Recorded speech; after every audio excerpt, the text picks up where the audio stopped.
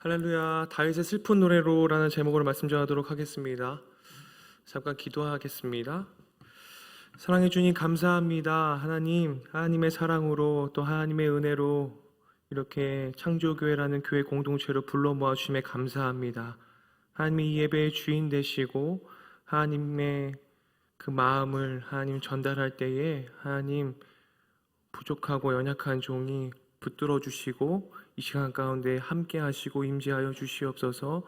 예수님의 이름으로 기도했습니다. 아멘.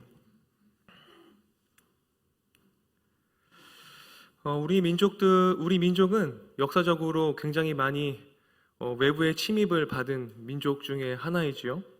그래서 강대국들의 침략을 많이 받았습니다. 고조선이라는 이름으로 시작된 우리 민족이 국가의 틀을 갖추면서 살아가면서 약 1000번 이상의 침략을 받았다라는 내용을 우리가 잘 알고 있죠. 그래서 크고 작은 외침을 받아서 그로 인해서 우리나라는 한이 서린 그런 민족이에요. 그래서 한이 많은 민족으로 잘 알려져 있습니다. 영화를 봐도 원수를 이렇게 보복하고 죽이는 이런 내용들의 드라마나 영화들이 굉장히 많은데요. 왜 이런 이야기들 있잖아요. 내가 이 원수를 갚기 위해 20년을 기다렸다 하면서 열심히 무공을 연마하고 칼을 갈고 닦아서 그 결전의 날을 위해서 준비하지 않습니까? 그래서 잘 가라 짠 이렇게 하면서 원수를 갚음으로 영화에 막을 내리기도 하고 노래를 불러 한풀이가 있는 것도 되게 많습니다. 대중음악사를 살펴보면 1800년 말부터 1900년대 초에 미국의 이제 흑인들이 백인들의 노예로 살면서 힘들었던 시절을 노래하며 살았던 시기를 우리가 렉타임이라고 얘기를 하고 있는데, 그 렉타임 시기가 그 흑인들이 노동가를 부르면서 발전해 온 곳이 블루스라는 음악으로 발전되었습니다. 그 블루스라는 음악 장르로 발전을 하게 되면서 재즈의 시대를 거쳐서 지금의 우리나라의 음악, 한국 대중음악까지 이렇게 이어왔는데요. 그 재즈라는 음악을 여러분도 좋아하실지 모르겠는데, 저는 이제 재즈도 전공한 사람이어서 대중음악사 보게 되면 재즈의 시대에 1920년대, 30년대 뭐 스윙 시대 이렇게 하면서 계속 거쳐온 이 시대 가운데에 흑인 아티스트들이, 재즈의 아티스트들이 많았던 이유 중에 하나도 흑인들의 노동가로 시작되었기 때문에 흑인들의 재즈 뮤지션들이 많이 탄생이 되었죠. 그래서 뭐 찰리 파커라든지 루이 암스트롱이라든지 다 흑인들이잖아요. 왜냐하면 한풀이로 음악을 시작했기 때문에 그래요. 한풀이로. 이 하늘 노래하면 슬픈 심정들, 힘들었던 감정들, 또한 기뻤던 감정들 여러 가지를 노래하면서 이겨낸 것이죠. 우리나라도 있잖아요. 아리랑 같은 한이 섞인 노래들이에요. 아리랑이 블루스와 굉장히 유사한 거 여러분 알고 계세요? 오음계라는 것을 사용하면서 펜타토닉이라고 하죠. 그 오음계를 사용하는 음악들이 발전이 우리나라 아리랑이 미국의 블루스와 매우 유사합니다. 이처럼 우리들의 노래는 그 시대를 반영합니다.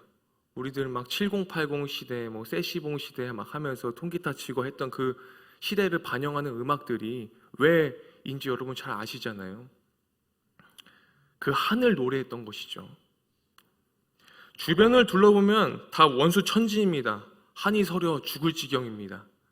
이런 세상 속의 그리스도인으로서 우리는 어떠한 삶을 살아가야 될지 오늘 본문 말씀을 통해 우리가 살펴보길 원하는데요. 다윗 또한 이런저런 사건, 우여곡절을 거치면서 했던 일이 무엇을 하는 일이었습니까? 노래하는 일을 했습니다. 그래서 시편의 많은 부분이 다윗이 노래하는 자였기 때문에 시편의 90% 이상이 다윗이 노래였죠. 이 노래들이 기쁜 일이 있을 때도 슬픈 일이 있을 때도 다윗이 노래했다라는 증거를 보여주게 됩니다. 다윗이 그의 인생에 지우고 싶은 한 사람이 있었을 텐데 두 번 다시 만나고 싶지 않은 사람, 그 이름만 들어도 치가 떨리는 한 사람, 그 이름이 누구입니까? 사울입니다. 다윗은 하나님으로부터 왕으로 기름을 받은 이후에 20년이라는 시간을 사울에 의해 모진 고난을 당했습니다. 몇 년이요? 20년 동안이요. 그가 당한 고난을 하나하나 다 나열하기엔 너무나 많은 이야기들이 있어서 궁금하신 분들은 사무엘상 말씀을 꼭 읽어보시기 바랍니다. 다윗의 인생이 결코 쉽지 않았음을 우리가 너무나 잘 알고 있습니다. 그런데 오늘 본문 말씀이 사무엘하 1장 1절은 이렇게 시작을 하죠. 사울이 죽은 후에, 이 소식은 다윗에게 있어서 10년 묵은 체증이 내려가는 것 같은 기쁜 소식, 아주 좋은 소식 아닙니까? 이 인간 때문에 내가 얼마나 많은 시간 죽을 고생을 했는데 이 사람 이제 드디어 죽었구나. 내 이 시간만을 기다렸다. 차마 내 손으로 죽일 수도 없었는데 하나님이 두려워서 죽이지도 못했는데 드디어 기다리고 기다렸던 시간이 찾아왔다. 이제 불행 끝 행복 시작이다. 솔직히 말하지 못했지만 꼴 좋다. 하나님이 그 대적 블레셋의 손에 그를 죽이셨구나. 역시 하나님은 공의의 하나님이시구나 라면서 찬양하지 않았다라는 겁니다. 충분히 이러한 고백으로 지금까지 지낸 서러움의 시간을 보상받으라 할 수도 있었지만, 그러나 오늘 다윗의 모습은 우리가 예상하던 결말과는 전혀 다릅니다. 우리가 알고 있었던 그 영화의 드라마의 수많은 원수를 갚으러 내가 왔다 하는 모습이랑은 전혀 다른 모습이라는 것입니다. 오늘 우리가 읽은 17절 18절 말씀을 다 함께 읽어보겠습니다. 다 함께 읽겠습니다. 다윗이 이 슬픈 노래로 사울과 그의 아들 요나단을 조상하고 명령하여 그것을 유다 족속에 가르치라 하였으니 곧 활노래라 야살의 책에 기록되었으되. 무슨 노래입니까? 활노래. 다윗의 그의 평생의 대적으로 느낄 수 있었던 사울이 블레셋에 의해 죽었다는 소식을 듣습니다. 그리고 사울과 그의 아들 요나단을 위해서 슬픈 노래 곧 애가를 지어서 유다 족속에게 가르칩니다. 이 활노래를 가르쳐요. 그냥 혼자 부른 것으로 끝낸 것이 아니라 가르치더라는 거예요. 사울의 죽음 앞에 육회, 상쾌, 통쾌가 아니라 개인적인 슬픔의 차원을 뛰어넘어서 그가 속한 온 공동체를 향해서 함께 슬픔을 동참할 것을 가르치고 있어요. 말씀을 묵상하며 다윗의 이러한 모습은 인간적으로 참 이해하기 어려웠습니다. 그러나 다윗이라는 한 인생을 다시 한번 돌아보며 그가 왜 이러한 슬픔에 동참하고 있는지 이해할 수 있었습니다. 제가 창조교회에 2019년 12월 31일 날 왔는데 이제 2020년 1월에 와가지고 여기 앞에서 영문도 모르고 갑자기 오자마자 절을 했던 게 기억이 나요. 그리고 그 절이 끝난 후에 예배를 마치고 첫 번째로 한 사역이 무엇이냐면 장례식장에 갔습니다. 장례식장에 갔어요. 2022년 1월 1일 날 어떤 선교사님 장례식장이었어요. 정확하게 기억이 안 나요. 그 선교사님 성함이. 근데 그때가 기억에 나면서 들었던 마음이 뭐냐면 제가 그 장례식장에 그 선교사님을 잘 모르고 또 아무것도 연고도 없고 잘 관계도 없는데 굉장히 많이 울었어요. 왜 울었냐면 같이 찬양을 하는데 울었습니다. 우리 창조교회는 참 우리 헵시바도 그렇고 이 장례식을 하는 이 모든 과정이 참 은혜라고 생각을 해요.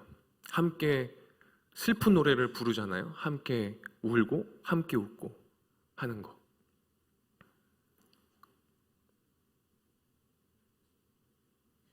함께 슬픔에 동참하는 거. 이거 참 귀하게 생각하는구나.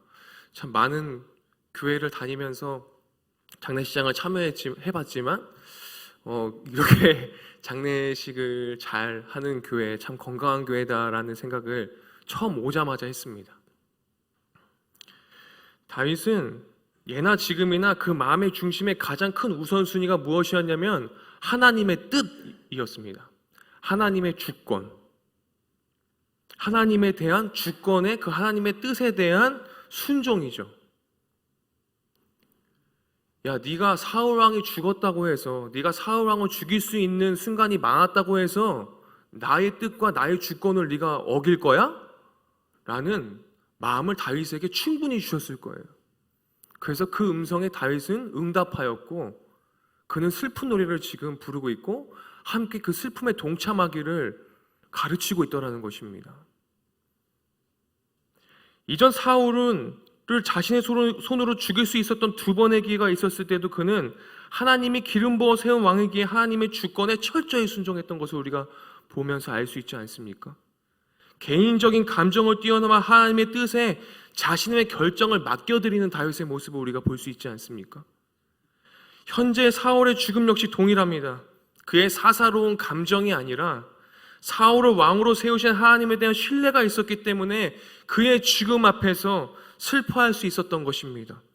다윗은 진심으로 슬퍼했습니다. 그에 대해 잘 알 수 있는 사건이 바로 앞 문맥에 나타난 다윗에게 사울을 죽였다고 거짓 보고하였던 암말렉 사람을 처리한 다윗의 모습을 보면서 더욱 그렇게 우리가 알 수 있죠. 14절 15절 말씀, 오늘 본문은 아니지만요, 14절 15절 말씀 앞에 있는데요, 우리 다 같이 함께 읽겠습니다. 다윗이 그에게 이르되 네가 어찌하여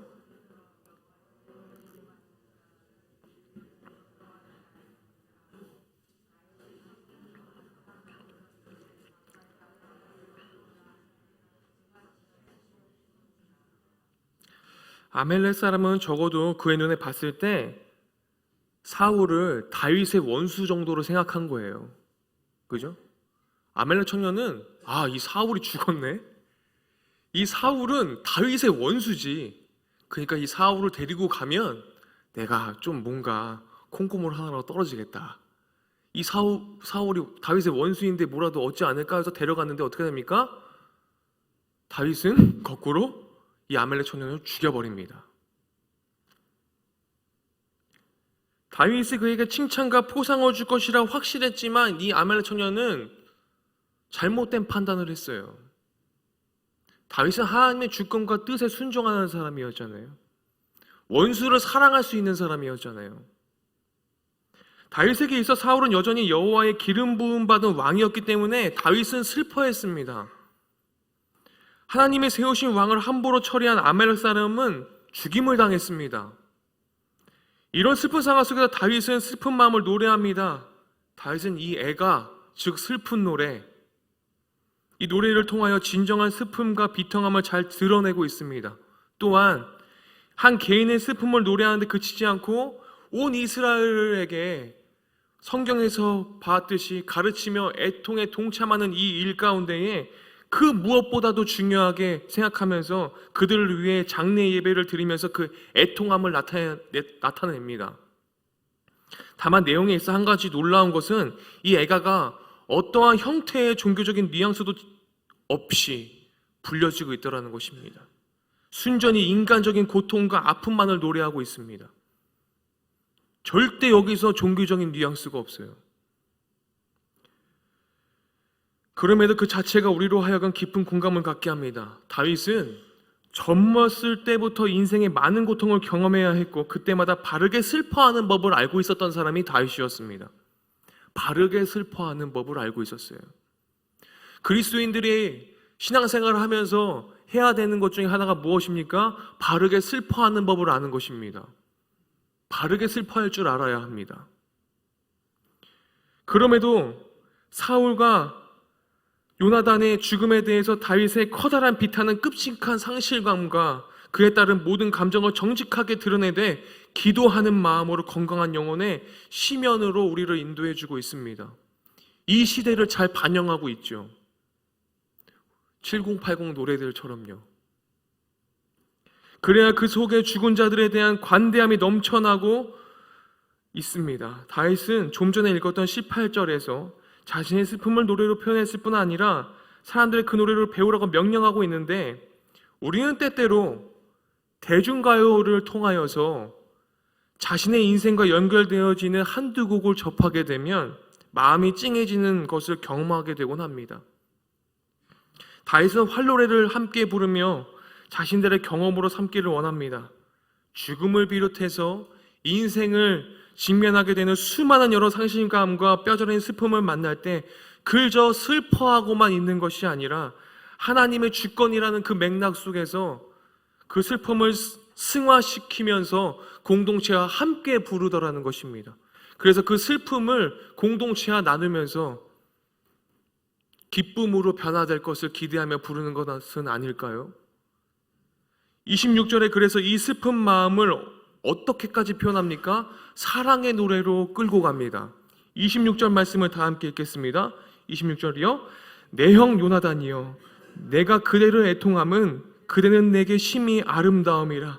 그대가 나를 사랑함이 기이하여 여인의 사랑보다 더하였도다. 우리 다시 한번 읽어볼까요? 내 형 요나단이여, 내가 그대를 애통함은 그대는 내게 심히 아름다움이라. 그대가 나를 사랑함이 기이하여 여인의 사랑보다 더하였도다. 다윗의 슬픔 어린 애가는 요나단을 기억함으로 절정에 이르게 됩니다. 이 활노래는 사랑의 노래로 끝이 납니다.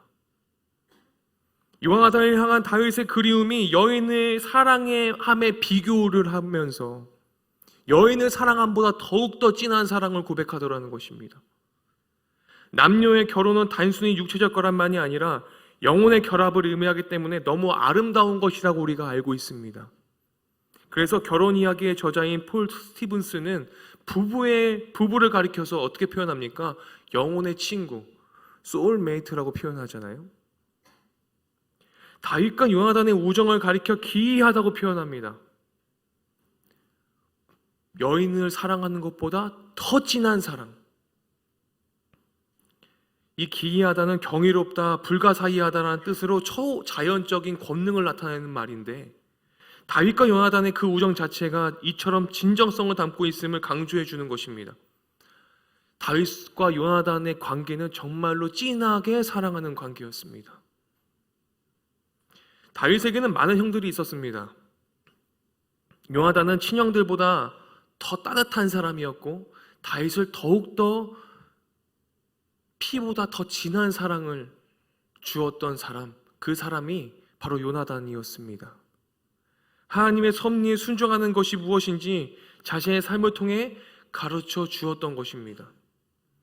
그런 그가 죽었기 때문에 아마도 다윗은 이 순간에 이르러 오열했음은 틀림이 없을 것입니다. 요나단은 생명의 위협을 무릅쓰고 다윗을 너무나 각별하게 사랑하고 도와주었습니다.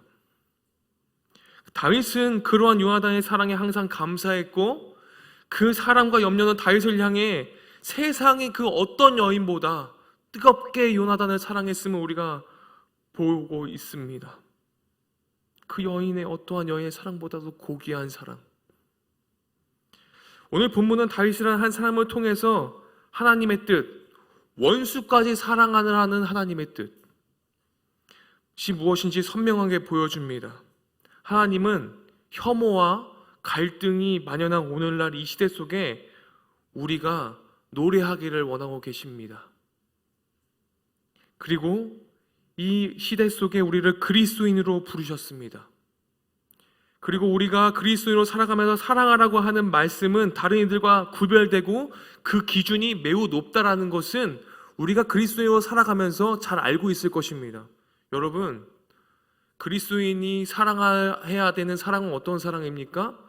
죽기까지 사랑해야 하는 사랑, 원수도 사랑해야 하는 사랑.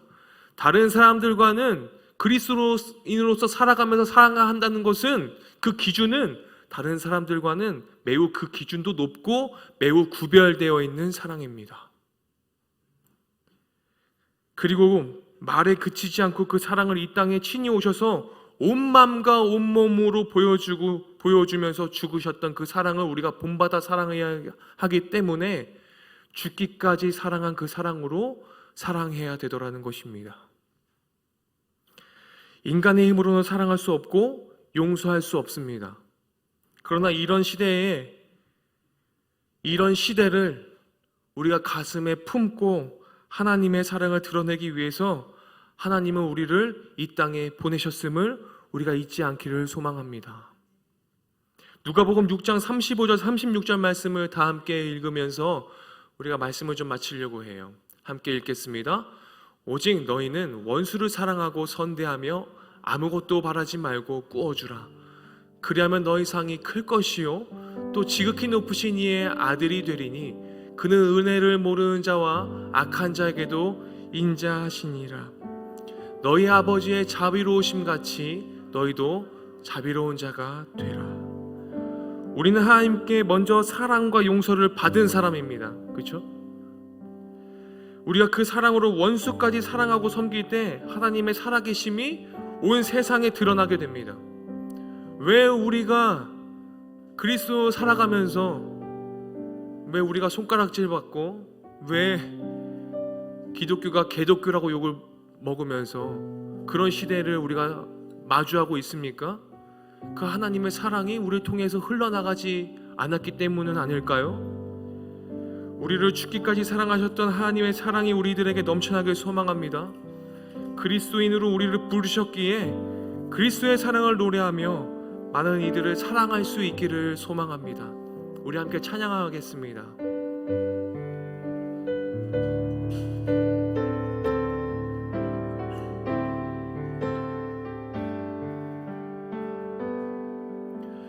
내 마음에 주를 향한 사랑이 나의 말엔 주가 주신 진리로 나의 눈에 주의 눈물 채워주소서.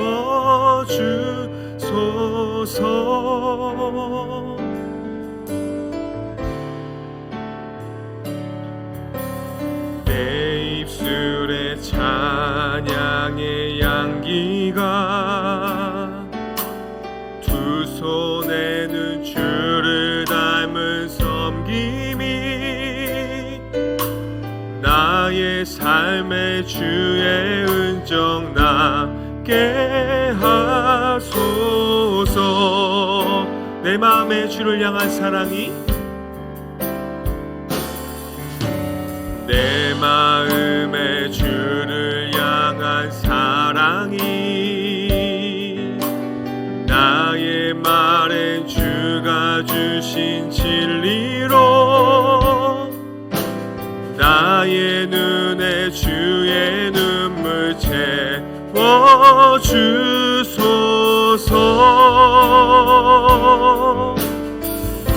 내 입술에 찬양의 향기가 내 입술에 찬양의 향기가 두 손에는 주를 닮은 섬김이 나의 삶의 주의 은정 나게 하소서.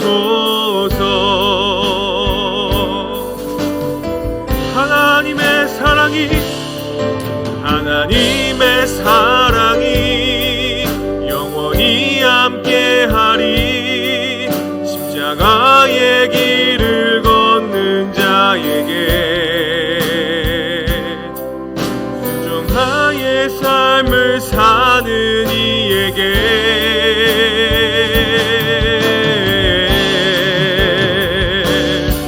조롱하는 소리와 세상 유혹 속에도 주의 순결한 신부가 되리라. 내 생명 주님께 드리리. 하나님의 사랑이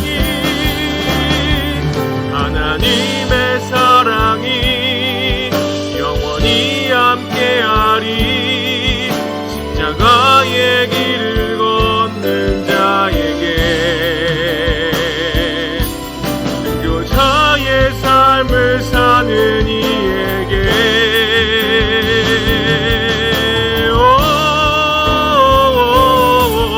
조롱하는 소리와 세상 유혹 속에도 주의 순결한 신부가 되리라. 내 생명 주님께 내 생명 주님께 내 생명 주님께 드리리.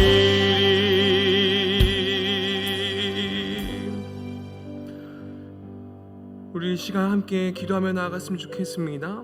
하나님, 우리들 신앙생활을 하면서 슬픈 일을 만날 때도 있고 기쁜 일을 만날 때도 있고 여러 가지 상황 속에 놓여질 때가 많습니다. 하지만 하나님, 우리가 그 모든 상황 속에서도 주님을 바라보며 이 세상이 조롱하고 나를 유혹하여도 주님이 나와 함께 하심을 고백하며 노래하는 그런 창조교회 공동체 되길 소망한다고, 그리고 그런 내가 되길 원한다고, 내가 주님 앞에 정직하게 나의 감정을 토로하고 노래할 수 있는 그런 찬양하는 자, 노래하는 자로 서길 원한다고, 우리가 이 시간 다 함께 주님의 이름을 부르짖으며 함께 기도하며 나아가겠습니다. 함께 주님의 이름을 부르짖겠습니다. 주여, 하나님, 감사합니다. 하나님, 오늘도 예배의 자리에서 하나님의 말씀 앞에 주님 섭니다. 하나님, 그 어떤 상황 속에서 하나님의 주권과 하나님의 뜻을 하나님 바라보며 나아갔던 다윗처럼 하나님도 그 마음 가운데 인간적인 생각으로 아버지 나아갔던 것이 아니라 그 인간적인 마음을 멈추고 주님을 더욱더 바라보며 노래하며 나아갔던 다윗처럼 하나님, 우리가 아버지 앞에 정직하게 나아갑니다. 아버지 주님 앞에 노래하며 나아갑니다. 우리의 슬픈 마음도 토로하고 다윗의 애가처럼 나아갑니다. 하나님, 우리의 기쁨도 우리의 슬픔도 모든 것도 주님께서 주관하시며 아버지 주님께서 우리들의 인생길을 함께 걸어가 주심을 아버지 믿으며 나아가오니 하나님, 저희들과 함께 하시며 인도하여 주시옵소서. 하나님, 주님을 바라며 노래하는 자 되게 하여 주시옵소서. 이 세상의 모든 아버지 유혹거리 속에서도 아버지 우리들의 하나님을 향한 시선을 빼앗지 못하고 하나님, 우리를 향한 아버지 사랑과 마음도 빼앗지 못합니다. 우리가 주님을 향한 사랑을 아버지 뒤엎을 수 없음을 고백합니다. 하나님, 아버지 노래하게 하여 주시고 인도하여 주시옵소서. 아버지 인도하여 주시옵소서.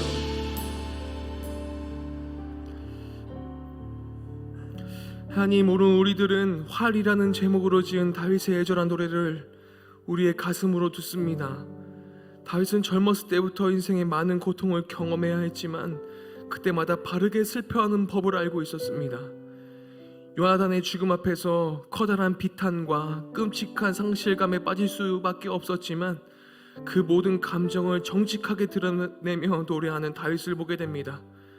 수많은 상실감과 뼈저린 슬픔을 만날 때 그저 슬퍼하고만 있는 것이 아니라 하나님의 손길, 하나님의 주권 가운데 그 슬픔을 승화시킬 줄 아는 자가 되게 하시고 주님에 대한 신뢰와 믿음으로 잘 극복하여 많은 이들을 사랑하며 섬기는 주님의 참된 자녀가 되게 하여 주시옵소서. 예수 그리스도의 이름으로 기도드렸습니다. 아멘.